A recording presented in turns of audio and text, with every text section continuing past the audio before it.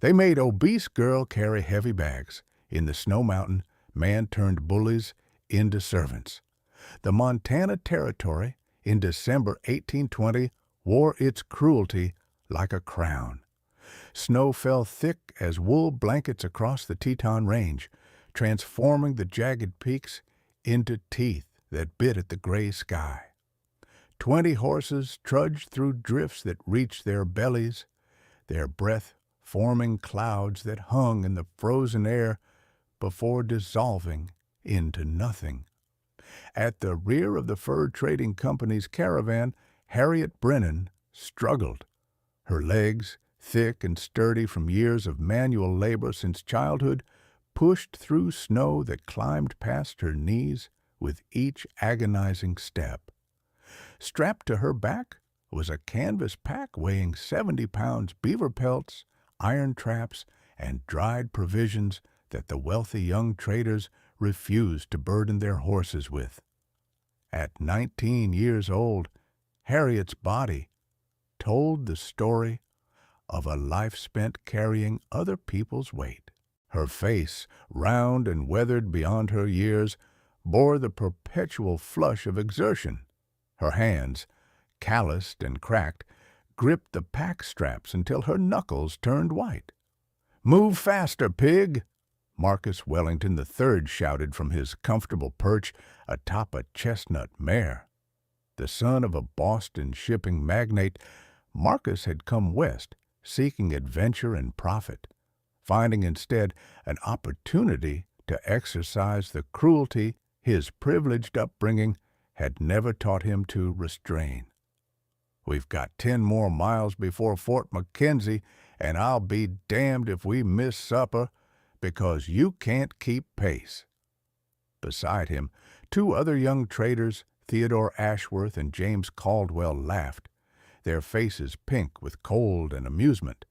They wore thick beaver coats worth more than Harriet would earn in 5 years. Their gloved hands held reins loosely, controlling horses that pranced nervously in the deep snow. Harriet said nothing. She'd learned months ago that words only invited more abuse. Instead, she focused on putting one foot in front of the other, breathing through the pain that screamed from her shoulders down her spine.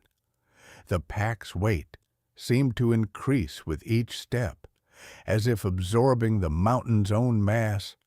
Her worn boots, stuffed with a newspaper for insulation, had long since soaked through. Her toes felt like chips of ice rattling in leather bags. "I said faster!" Marcus urged his horse closer and kicked snow into Harriet's face. The icy spray stung her eyes and filled her mouth, causing her to stumble. Her knee struck a hidden rock beneath the snow, and pain exploded through her leg. She gasped, but caught herself before falling completely. "Please," she whispered, the word barely audible over the wind. "I'm going as fast as I can." "Then you're not going fast enough." Theodore circled his horse around her, his voice dripping with mock concern. "Perhaps we should add another pack. Build your character. After all, we're paying you 50 cents a week, practically a fortune for someone with your limitations." The injustice of it burned hotter than the cold. 50 cents weekly when the mail porters earned $2.50. But Harriet needed every penny. Her younger brother, Tommy, lay in a charity ward in St. Louis with consumption. The disease had hollowed out his 10-year-old body, leaving him skeletal and gasping. The doctor required $5 monthly for medicine and care money Harriet somehow had to provide. She was alone in the world except for Tommy.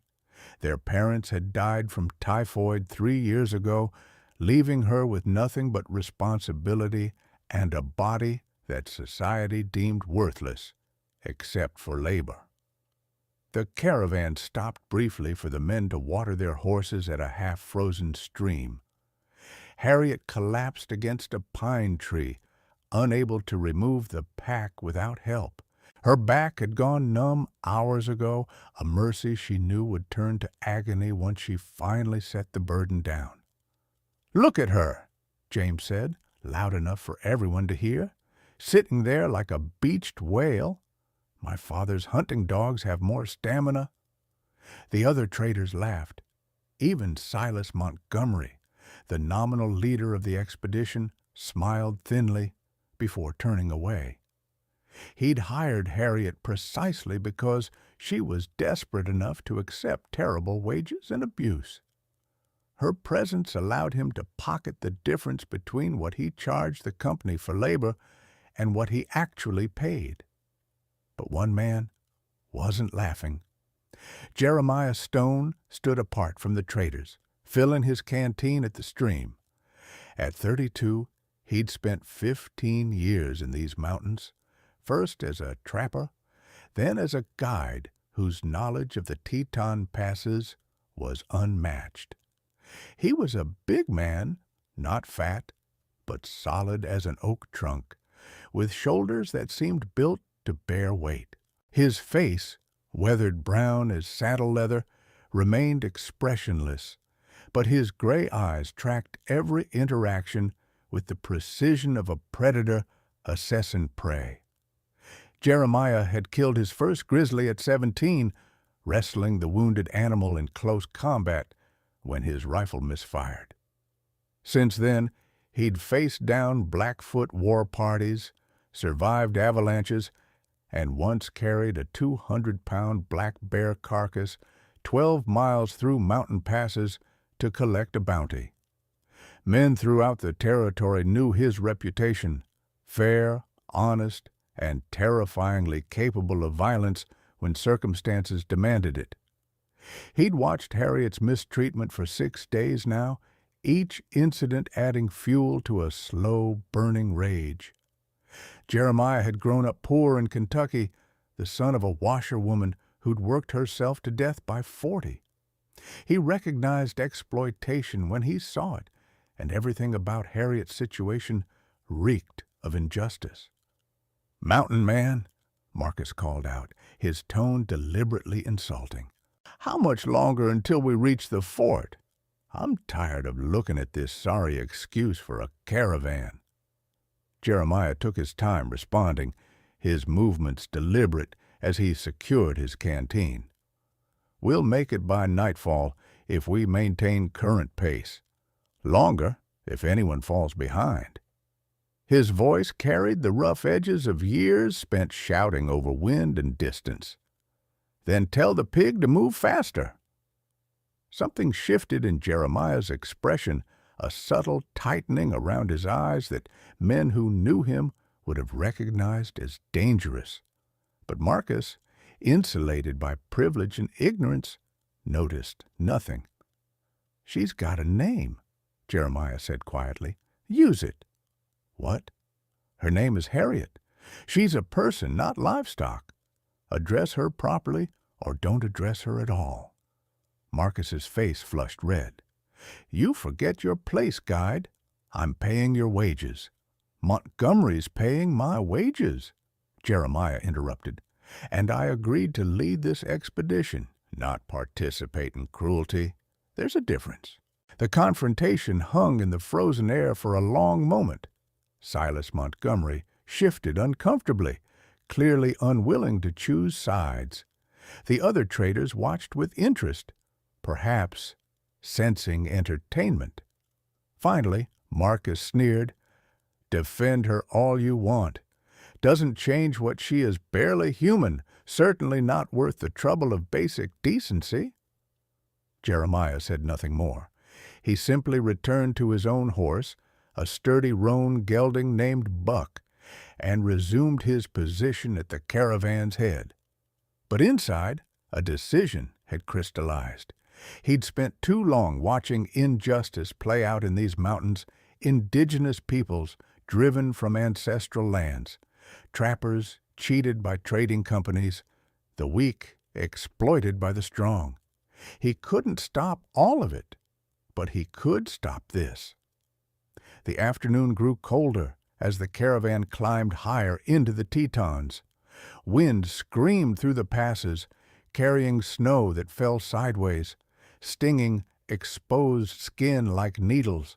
Visibility dropped to 20 yards, turning the world into a swirling white void punctuated by the dark shapes of horses and men. Harriet's world had narrowed to the space directly in front of her boots. Each step required conscious effort now, a deliberate command from her mind to her body. Lift, push forward, plant, shift weight, repeat.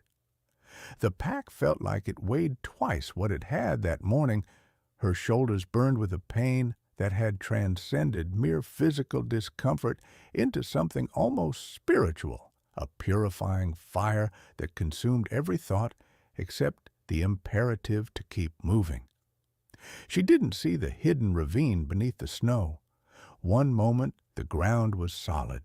The next, her right leg plunged through a crust of ice into empty space. She fell hard, the pack's weight driving her face first into the snow. Her left knee struck something solid, a rock or a fallen log, and agony exploded through her leg. She cried out, a sound immediately swallowed by the wind. "Get up!" Theodore's voice came from somewhere above. Through the snow coating her face, Harriet could see his horse's legs. "We're not stopping for you." She tried to rise, but couldn't. The pack had shifted, pinning her at an angle that made leverage impossible. Her left leg wouldn't bear weight. Panic fluttered in her chest. If she couldn't walk, they'd leave her here. Without the 50 cents weekly, Tommy would die. A boot struck her side, not hard enough to break ribs, but painful enough to make her gasp. "I said get up, you useless cow!" Another kick landed on her back. Harriet tasted blood in her mouth where she'd bitten her tongue. Hot tears mixed with melted snow on her face, invisible to her tormentors. "Move, or we'll drag you behind the horses." Marcus had dismounted, standing over her with a riding crop raised. "I swear I'll touch her with that crop, Wellington, and you'll eat it." Jeremiah's voice cut through the wind like a blade. He'd ridden back from the front of the caravan, moving so quietly through the snow that no one had noticed his approach. Now he sat on Buck 30 feet away, both man and horse utterly still, creating an island of calm in the blizzard's chaos. Marcus spun to face him, the crop still raised. "This is none of your concern, guide. The girl is on the ground because you loaded her like a pack mule while you ride in comfort." Jeremiah dismounted with fluid grace despite his size. "That ends now.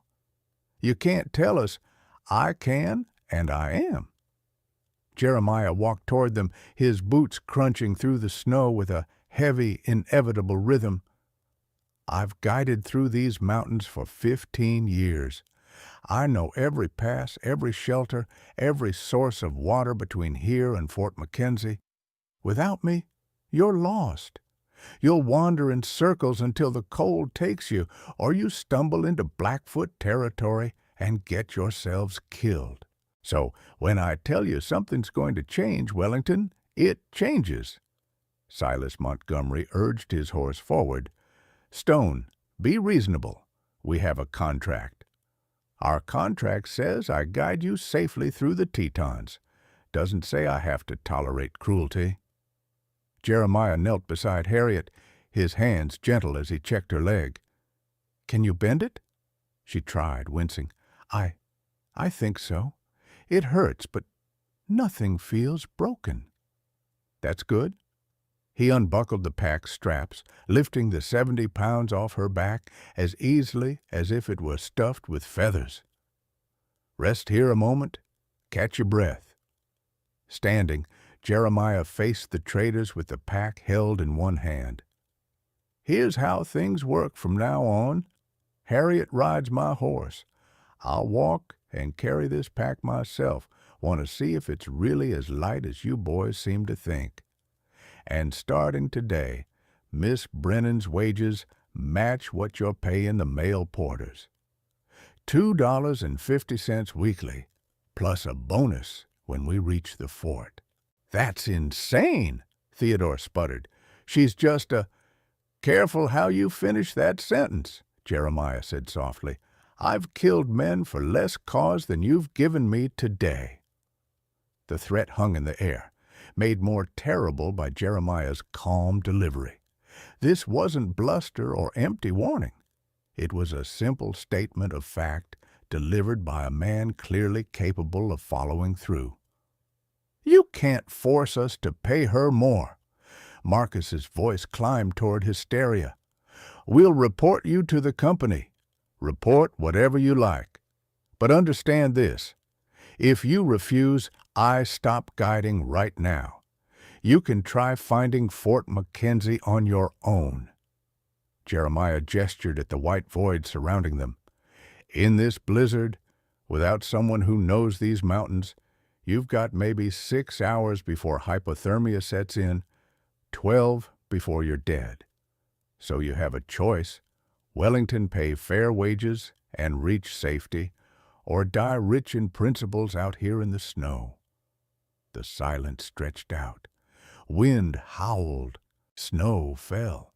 Harriet watched from the ground, hardly daring to breathe, certain this couldn't be real.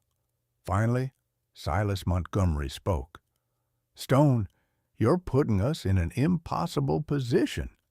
"No, you put yourselves there by treating a person like an animal. I'm offering a way out." Jeremiah shouldered the pack, settling its weight across his broad back without apparent effort. "Clock's ticking, gentlemen. Choose fast, because I'm walking either way. Question is whether I'm walking toward the fort or back to my cabin." Marcus looked at Theodore, then at James. All three wore expressions of impotent fury, but Jeremiah had trapped them perfectly. They needed him, and he'd leverage that need to force fairness.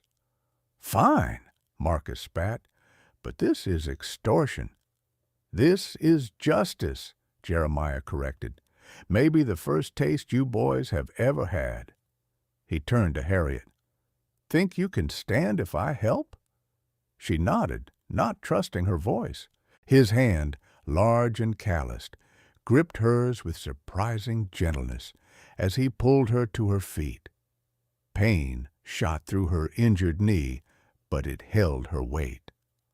"Up on Buck," Jeremiah said, leading his horse over. "He's gentle as a kitten despite his size. Won't throw you." "But where will you—" "I'll walk. Already said that." He helped her into the saddle with the practiced ease of someone who'd assisted many injured people onto horses. "How's that feel?" "Strange," Harriet admitted. The view from horseback transformed everything. She could see over the snowdrifts, could watch the whole caravan spread out before her. For the first time in 6 days, she wasn't staring at the ground or the pack in front of her face. "Thank you. I don't know why you're doing this, but thank you." Jeremiah's weathered face creased into something that might have been a smile.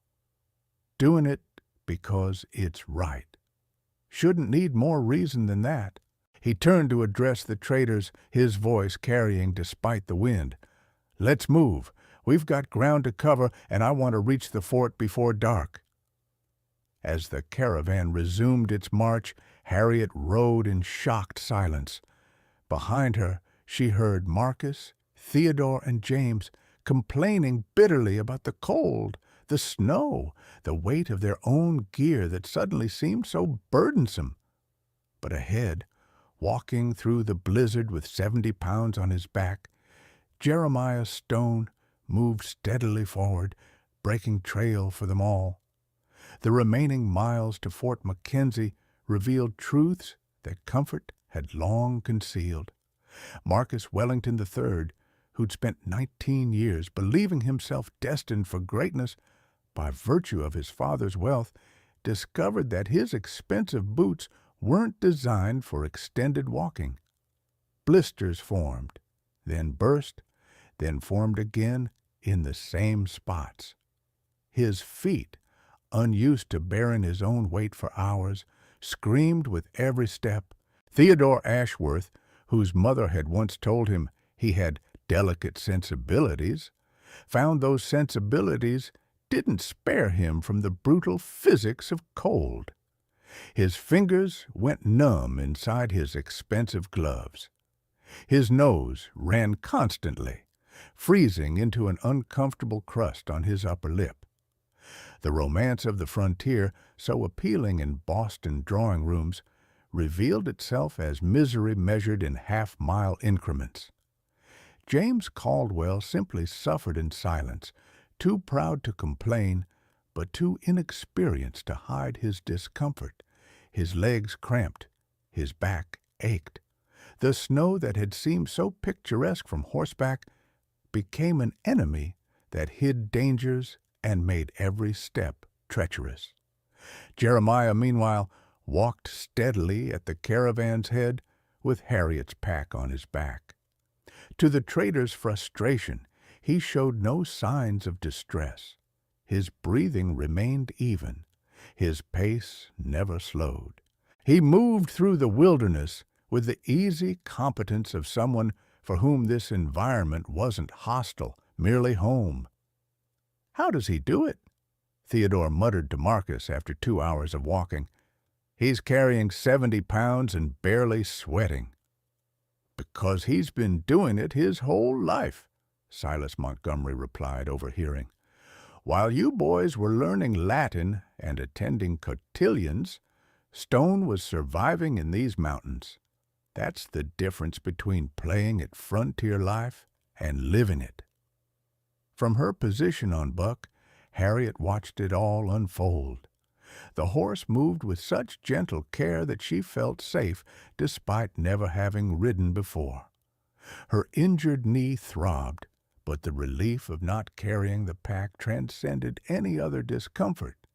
For the first time in months, she could think about something other than immediate survival.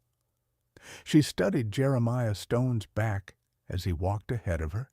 His buckskin jacket, worn soft by years of use, moved with his stride. His dark hair, streaked with gray at the temples, hung to his shoulders beneath a beaver fur hat. Everything about him suggested competence earned through experience rather than inherited through privilege. "Why?" she called out, her voice barely audible over the wind. Jeremiah turned his head slightly. "Why what, Miss Brennan?" "Why did you help me? Nobody else ever has." He walked several more steps before answering. "My mother was a washerwoman in Kentucky. Worked herself to death by the time I was 15, washing clothes for families who treated her like furniture useful but invisible. I watched her struggle every day, watched people take advantage of her desperation, and I swore I'd never stand by while someone else suffered the same. But you don't know me. Don't need to. You're a person, and you were being treated poorly. That's all the knowing I need." He glanced back fully now, and Harriet saw something in his gray eyes she'd rarely encountered. Simple human decency without expectation of reward. Besides, those boys needed to learn a lesson. Silver spoon upbringing makes people think the world owes them service. Time they discovered different. Behind them, Marcus stumbled and cursed viciously. His companions laughed, but the sound held less cruel amusement. Now exhaustion had worn away their capacity for casual cruelty. "We're half a mile from Prospect Point," Jeremiah announced. "There's a sheltered spot there where we'll rest. After that, it's 2 miles downhill to the fort, easier going." The promised rest stop turned out to be a natural overhang of rock that provided shelter from the wind.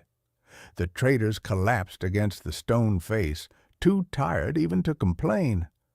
Jeremiah unslung the pack and began distributing jerky and hardtack from his own supplies.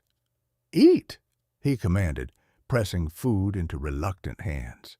Won't do anyone good to reach the fort half-starved. Marcus accepted the jerky, but stared at it with something like hatred. I can't believe we paid for this expedition. Paid good money to freeze and starve and learn humility, Jeremiah suggested mildly.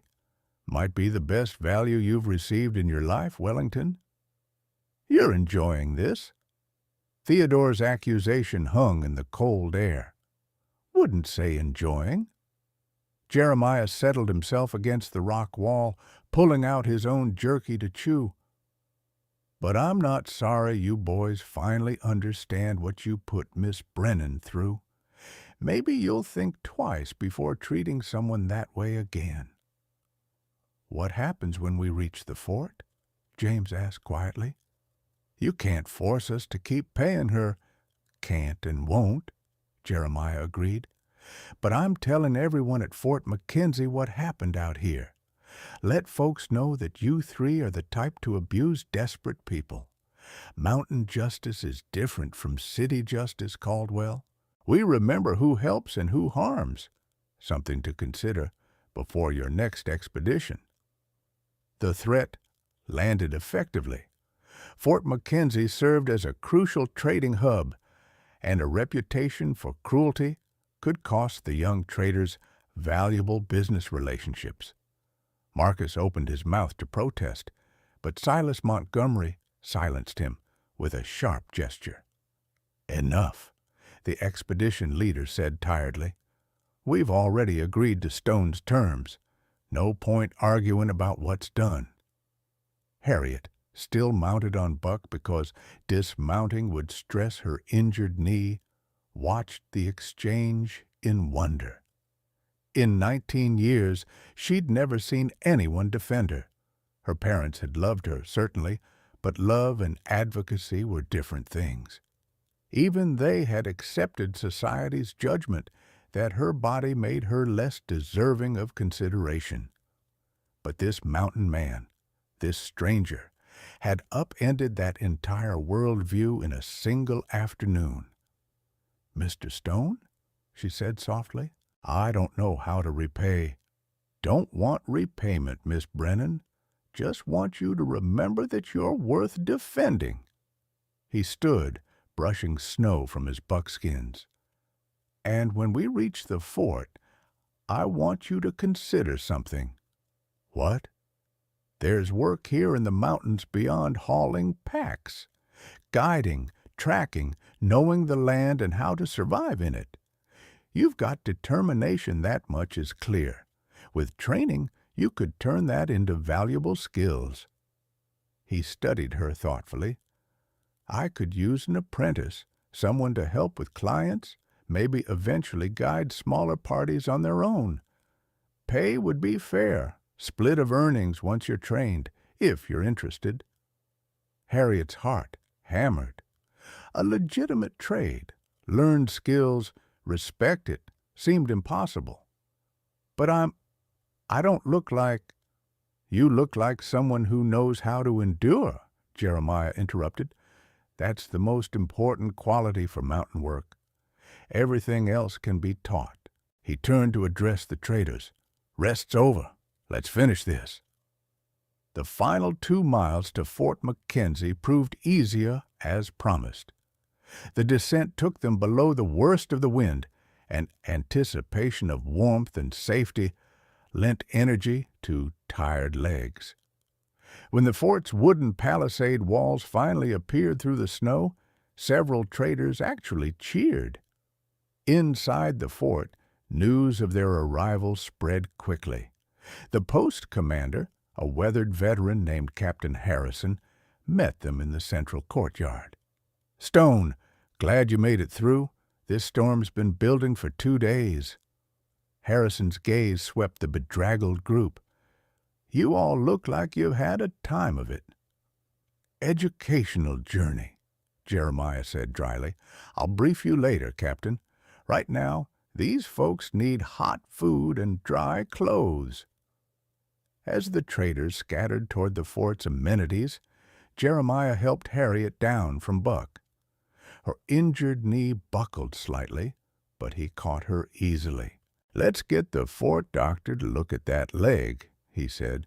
"Then we'll talk about the future, if you want one different from the past, that is." Harriet nodded, unable to speak past the lump in her throat. For the first time since her parents died, she felt something that had been absent so long she'd almost forgotten its existence. Hope. Winter released its grip on the Tetons reluctantly that year, clinging to the peaks through April before finally surrendering to spring. During those months, Harriet Brennan discovered that transformation required more than opportunity, it demanded relentless work. Jeremiah Stone proved to be an exacting teacher. Each morning before dawn, he woke Harriet to teach her tracking. They'd venture into the snow-covered forest surrounding Fort McKenzie, where he'd point out signs invisible to untrained eyes. The scrape marks where elk antlers had stripped bark from an aspen, the compressed snow indicating where a mountain lion had bedded down, the subtle trail showing a beaver's path between lodge and food cache. "Reading the forest is like reading a book," Jeremiah explained one frozen March morning. "Every creature writes its story in tracks and marks. Your job is learning the language." Harriet proved to be an apt student.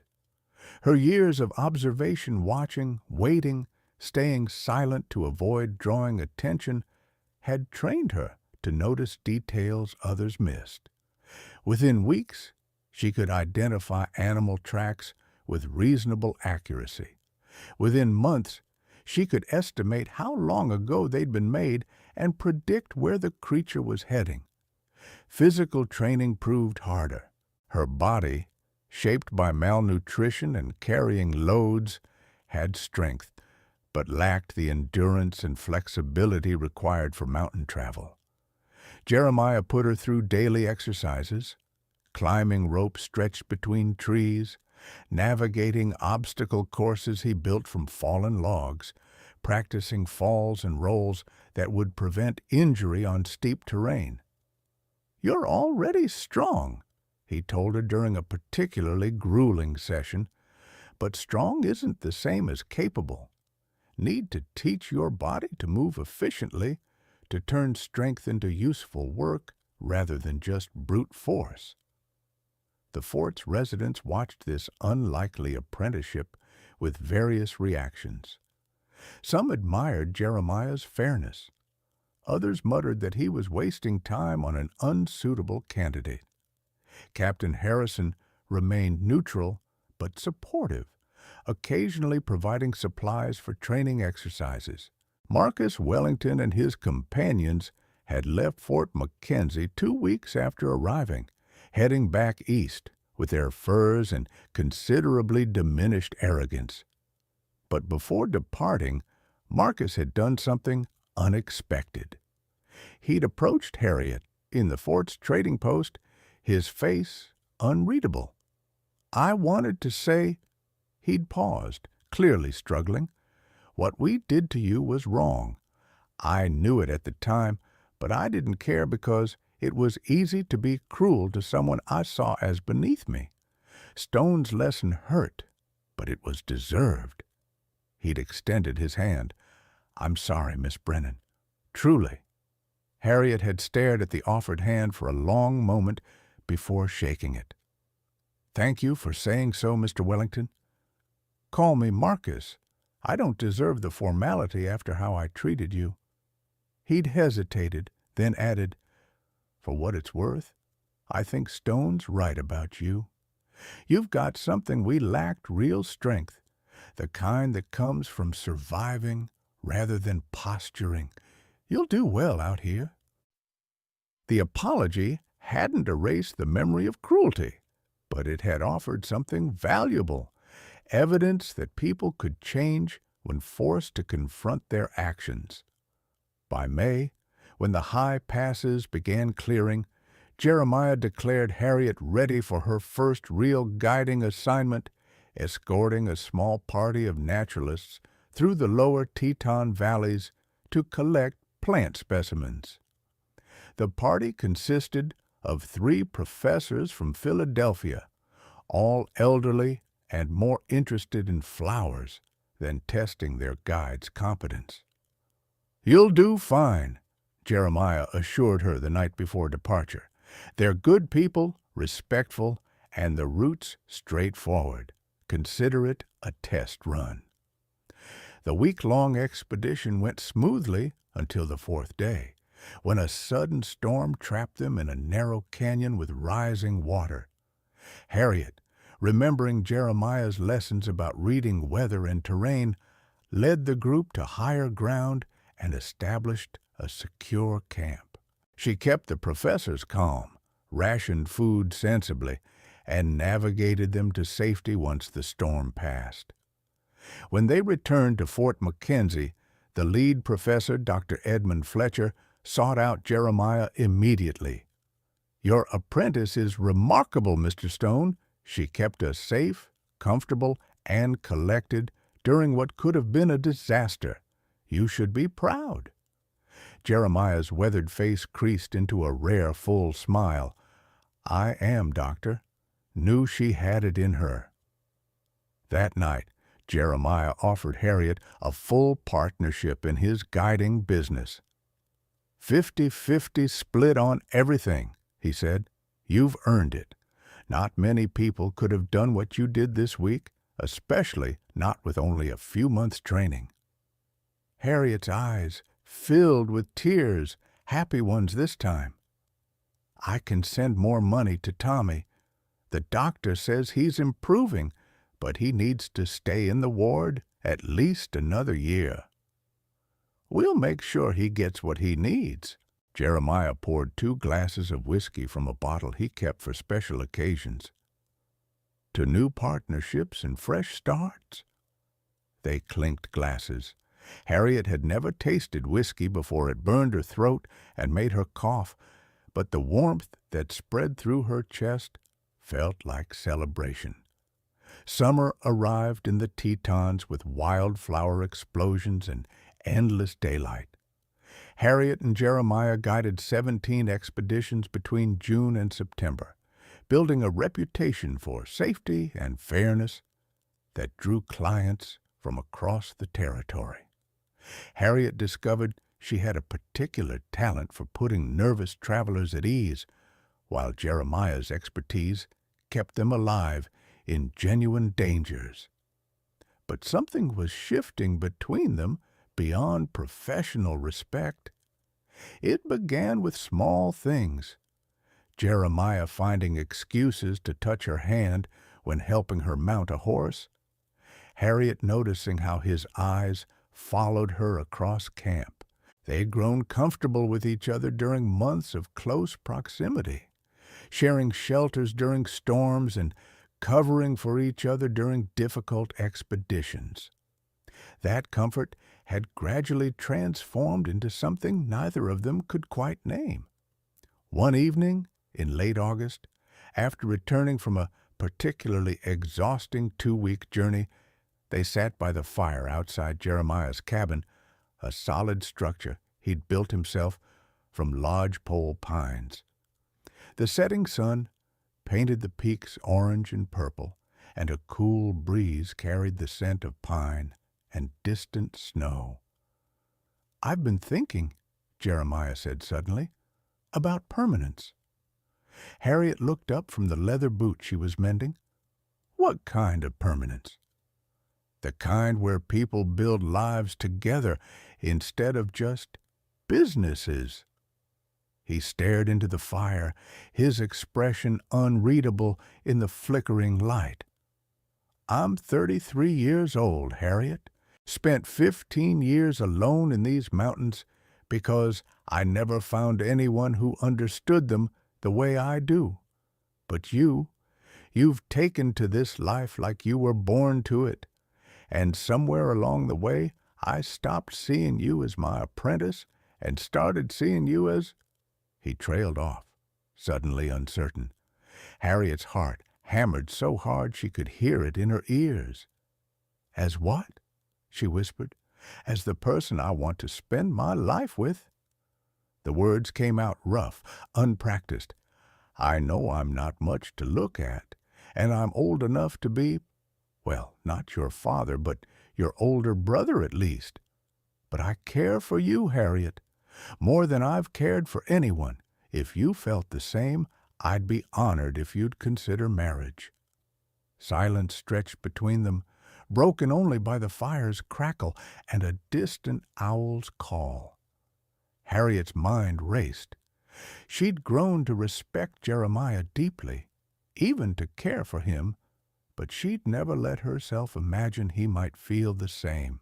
Men, in her experience, didn't see her as someone to love, they saw her as someone to use or ignore. "You're certain?" she asked carefully. "You're not just offering out of kindness or obligation?" "I'm offering because I love you," Jeremiah said simply, finally meeting her eyes. "You're brave, capable, kind, despite having every reason to be bitter. You make me laugh, you challenge me, and I trust you with my life every day in the mountains. That's not obligation, that's love." Tears spilled down Harriet's cheeks. "I love you too," she admitted. "Have for months. But I didn't think, I never imagined you could see me as someone worth wanting." "Harriet Brennan, you're worth more than anyone I've ever known." Jeremiah moved closer, taking her hands in his. "So, is that a yes?" "Yes," she breathed. "Absolutely yes." They married in October, on the first snowfall of the season. Captain Harrison performed the ceremony on a small plateau overlooking the entire Teton Range. Harriet wore a simple deerskin dress that one of the fort's seamstresses had helped her make, decorated with blue beads that matched her eyes. Jeremiah wore his best buckskins and had actually trimmed his beard for the occasion. The few guests included Dr. Fletcher and his colleagues, who'd become friends during their expedition, several trappers Jeremiah had worked with over the years, and a handful of fort residents. It was small and simple, but standing on that mountain, with autumn colors blazing and snow beginning to fall, Harriet felt like she'd stumbled into someone else's beautiful dream. "I promise to treat you as an equal partner in all things," Jeremiah said during his vows, his voice carrying across the plateau. "To respect your strength, to support your growth, and to love you exactly as you are for all my days." Harriet's vows came from her heart. "I promise to meet your honesty with my own, to share this mountain life we've built, and to show our future children that worth isn't measured by appearance, but by character and courage." When they kissed, sealing their marriage, the assembled guests cheered a sound that echoed off the granite peaks and seemed to shake snow from distant pines. The winter that followed brought challenges no spring thaw could have predicted. Harriet discovered she was pregnant in January, news that filled both her and Jeremiah with joy, tempered by practical concerns. Pregnancy in the frontier carried risks that Boston hospitals with trained doctors could address, but mountain isolation could not. "We'll be cautious," Jeremiah promised, his hand resting protectively on her still flat belly. "No guiding expeditions for you until after the baby comes. I'll take solo clients, and you can manage the business side from the fort." But Harriet had other plans. She spent her pregnancy reading every medical text Captain Harrison could find, preparing for the birth with the same methodical thoroughness she'd applied to learning wilderness skills. She interviewed every woman at Fort McKenzie who'd given birth, learning their experiences and gathering practical advice. "I'm not letting fear make my decisions," she told Jeremiah when he worried. Our child deserves a mother who faces challenges head-on, not one who hides from them. Their daughter arrived on a stormy April morning, delivered with the help of Maria Gonzalez, the fort's experienced midwife. The labor was long and difficult 14 hours that tested Harriet's endurance as thoroughly as any mountain journey. But when the baby finally emerged, healthy and howling her displeasure at the cold world, Harriet understood what love truly meant.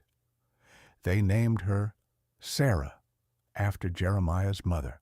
She had Harriet's blue eyes and Jeremiah's dark hair, and from her first days she showed signs of her parents' stubborn determination. Sarah refused to sleep when conventional wisdom said babies should, insisted on being held while facing outward so she could observe her surroundings, and developed opinions about food, temperature, and acceptable entertainment that she expressed with impressive volume. "She's going to be formidable," Maria observed during one of her wellness visits. "Got your stubbornness and his strength. Good combination for this life." As Sarah grew, so did the guiding business. Word had spread throughout the territory about the fair, capable team of Harriet and Jeremiah Stone. They expanded their operation, hiring 2 additional guides and establishing seasonal camps at strategic locations throughout the Tetons. Harriet handled the logistics and client relationships, while Jeremiah focused on training new guides and managing the most difficult expeditions. When Sarah turned 4, they began teaching her the mountains. She learned to track rabbits before she could write her name, understood weather signs before she mastered arithmetic, and could identify edible plants by the time most children were learning nursery rhymes. "Is this childhood too harsh?" Harriet asked Jeremiah one evening, watching Sarah practice starting a fire with flint and steel, her small face screwed up in concentration. "It's honest childhood," Jeremiah replied.